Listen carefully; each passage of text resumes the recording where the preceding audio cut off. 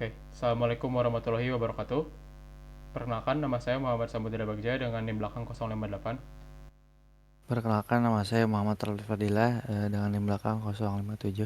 Di sini kami akan menjelaskan mengenai program kami, yaitu chat server untuk mata kuliah sistem operasi praktek, dan kita buat menggunakan bahasa C dan dengan WSL atau Windows Subsystem Linux, dan saya menggunakan virtual machine dari Azure. Nah, pertama-tama saya akan menjelaskan terlebih dahulu dari program yang telah kami buat. Nah, di sini kita sudah mempunyai source code-nya. Saya simpan di Visual Studio Code karena untuk memudahkan menjelaskan source code-nya. Karena sebelumnya saya menggunakan Warp untuk atau terminal Warp untuk menulis kodenya, dan agak sulit untuk menjelaskan si source code-nya jika menggunakan Warp. Nah, ini source code-nya. Yang pertama tuh kita mempunyai sebuah library-nya terlebih dahulu atau header files-nya. Nah, di sini ada beberapa header files, dan uh, di sini kita selanjutnya adalah mendefine dari portnya, dan juga maksimal define port yang kita gunakan adalah 8081, dan juga maksimal clients-nya itu ada 10. Artinya ini tuh adalah 10 klien bisa terhubung sekaligus ke dalam server kami. Nah, di sini tuh ada juga buffer size atau ukuran buffer untuk data yang dikirim atau diterima. Ada juga log buffer size. Ini tuh ukuran buffer untuk log pesan. Nah, nanti untuk demo program akan dilakukan oleh Rafli, dan nanti kita akan menjelaskan juga mengenai log buffer size ini. Nah, ini juga ada variabel globalnya. Ini adalah array untuk menyimpan soket klien, dan juga ini ada jumlah klien yang terhubung, dan juga array untuk menyimpan nama klien.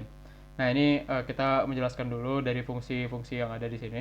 Nah, yang pertama tuh fungsinya tuh untuk mendapatkan waktu saat ini. Jadi ketika nanti kita di log ada sebuah file namanya server.log gitu ya. Nah, .lognya ini tuh berfungsi untuk menjelaskan semua file semua uh, chat yang sudah dilakukan oleh klien gitu. Jadi misalkan ada beberapa klien untuk chattingan, dan di semua chat itu akan tersimpan di log meskipun si servernya sudah kita matikan gitu. Nah, nanti akan didemokan oleh Rafli. Nah, selanjutnya ini untuk si get current time ini tuh, jadi nanti di file.lognya ada keterangan kapan si chatnya itu dilakukan. Ini dengan formatnya ada di sini. Lalu ada juga broadcast pesan ke semua klien, function juga. Function ini tuh tujuannya untuk mengirim pesan ke semua klien kecuali pengirimnya. Ini tuh format pesannya juga dengan nama pengirim, dan juga ada looping ya di sini, looping melalui klien, dan kirim pesan ke setiap klien yang bukan pengirim. Selanjutnya juga ada function lagi untuk remove klien. Di sini tuh tujuannya untuk menghapus klien dari daftar klien saat mereka terputus, dan juga ada logiknya tuh klien terakhir dalam daftar menggantikan posisi klien yang terputus. Nah, ini juga selanjutnya ada function untuk logging atau kita sebutnya function log message. Di sini tuh tujuannya untuk mencatat log yang tadi saya ceritakan, bahwa si login itu setelah kita menjalankan program, dan juga udah ada dua klien misalkan. Nah, klien ini saling chattingan, maka semua chatnya ini akan tersimpan ke file.log. Ini ya nama filenya server_log.log. Nah, di sini tuh si file ini tuh nantinya bisa kita lihat setelah si programnya selesai, ataupun saat program sedang berjalan. Jadi secara dinamis akan menuliskan segala hal dari setiap klien untuk ke dalam server log ini. Nah, ini ada error handling juga gitu ya ketika gagal membuka file log. Selanjutnya, nah ini kita langsung mulai saja ke bagian main ya. Di main ini tuh uh, kita akan mulai dari ini dulu ya, membuat soketnya dulu. Nah, pembuatan soketnya ini tuh mengenai proses utama itu ada di uh, mulai dari looping ya, di si proses utama itu. Jadi proses server yang dijalankan akan terus berjalan melalui proses while ini looping while ini untuk melayani koneksi klien dan pesan yang masuk. Manajemen soketnya tuh menggantikan kebutuhan membuat banyak proses untuk setiap klien dengan menggunakan teknik uh, multiplexing. Selanjutnya juga di sini tuh kita bakalan bahas juga mengenai select ya. Di sini ada select juga. Nah, ini selectnya ini tuh untuk menunggu aktivitas di salah satu soket. Di ini tuh tugasnya kenapa kita pakai select juga, karena menghemat CPU karena proses hanya berjalan aktif saat ada aktivitas gitu. Nah, ini ketika aktivitinya 0, itu dia akan bilang select error. Selanjutnya juga komunikasi antar proses akan kita bahas juga. Di sini tuh kita menggunakan prinsip IPC ya dalam sistem operasi. Jadi di sini ada soket.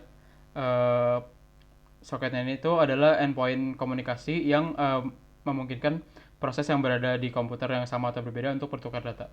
Nah, ini juga kita menggunakan protokol TCP untuk menjamin pengiriman pesan yang andal gitu. Dalam kodenya tuh ada soket ya tadi yang pastinya karena kita, nah ini soket, ada ini new soket artinya soket baru gitu ya. Selanjutnya juga ada bind. Nah, ini bind soket ke port. Bind ini tuh untuk mengikat soket ke alamat dan port tertentu. Nah, ini tuh kita buatnya di sini. Selanjutnya juga ada listen ya. Listen ini tuh fungsinya untuk, nah ini listening ya. Di sini tuh listen itu untuk memindahkan soket ke mode listening untuk menerima koneksi yang baru. Dan juga ada accept, artinya tuh untuk menerima koneksi baru. Ya, jika ada koneksi baru ya di sini ke. Selanjutnya juga broadcasting itu server menerima pesan dari satu klien dan mengirim pesan itu ke semua klien lain. Mencerminkan komunikasi antar proses atau multipoint dengan server sebagai perantara. Nah, selanjutnya juga ada manajemen input outputnya. Di sini tuh inputnya tuh data dikirim oleh klien melalui fungsi read yang membaca dari data dari soket klien.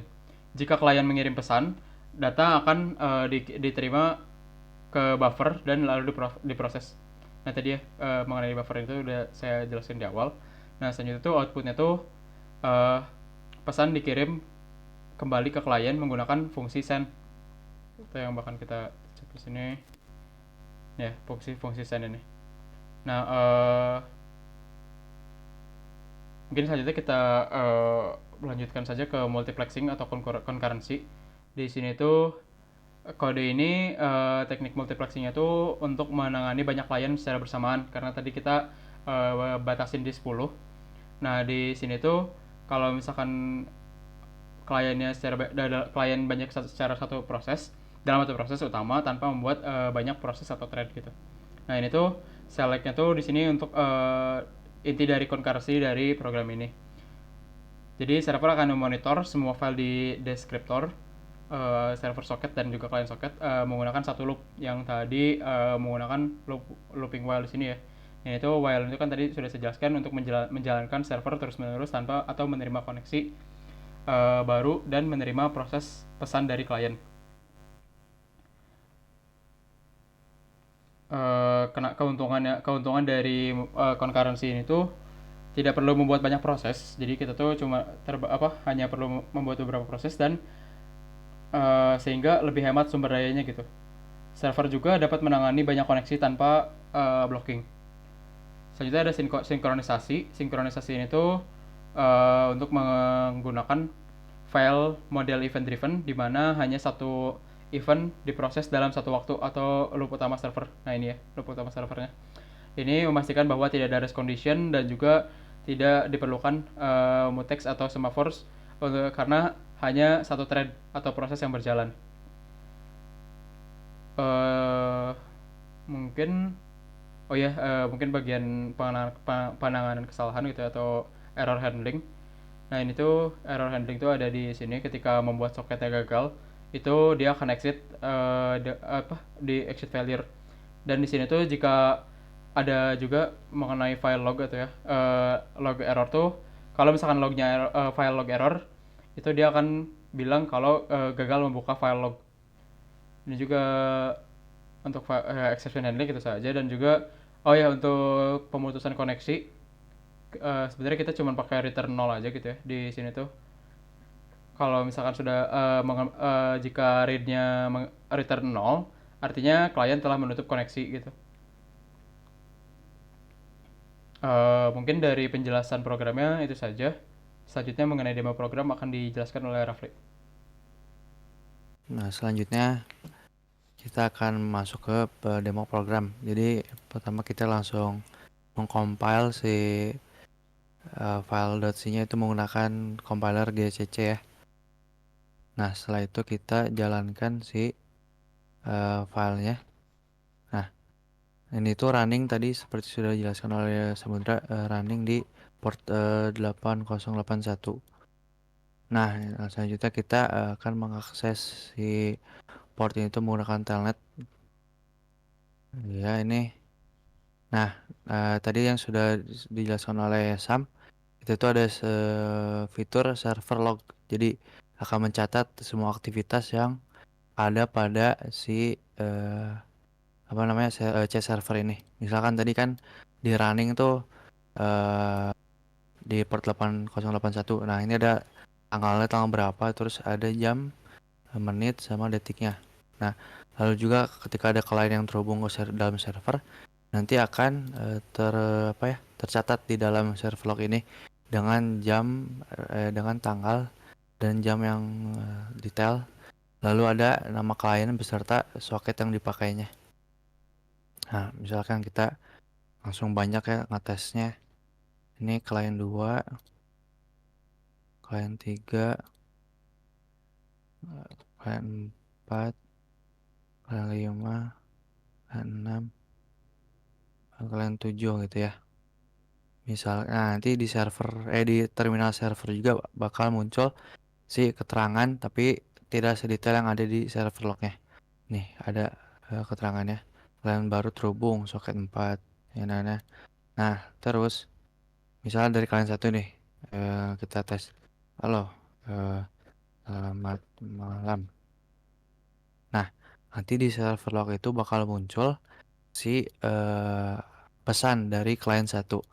Akan ada tertulis si tanggal, jamnya, lalu ada info bertuliskan pesan diterima dari klien berapa. Ini contoh itu klien 1, lalu si pesannya itu apa.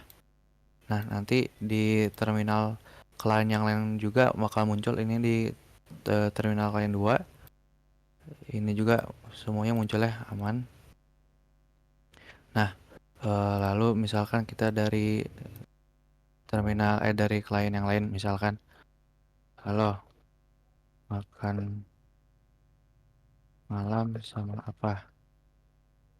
Nah, nanti otomatis juga di server log akan tertulis yang sama ya. Lalu pasti di klien server di klien terminal lain juga bakal muncul. Nah, bakal muncul semua termasuk di si terminal servernya. Dia bakal muncul tapi nggak bakal sedetail, lagi-lagi nggak bakal sedetail si server log dengan ada jam dan tanggalnya. Nah, kita juga ada fitur bakal memberikan informasi jika salah satu klien keluar dari server. Misalnya kita keluar dari telnetnya itu seperti ini, lalu kita quit gitu ya. Nah, nanti di sini tuh di server log tuh bakal ada informasi si klien dari soket mana yang terputus. Lalu dari server bakal ada informasi juga bahwa si soket FD yang 11 itu terputus gitu. Mungkin programnya segitu saja paling. Oke, kita Uh, tutup saja mungkin ya. ya, mungkin tutup saja. Terima Terima kasih kasih Pak. atas perhatiannya. Assalamualaikum warahmatullahi wabarakatuh. Waalaikumsalam warahmatullahi wabarakatuh.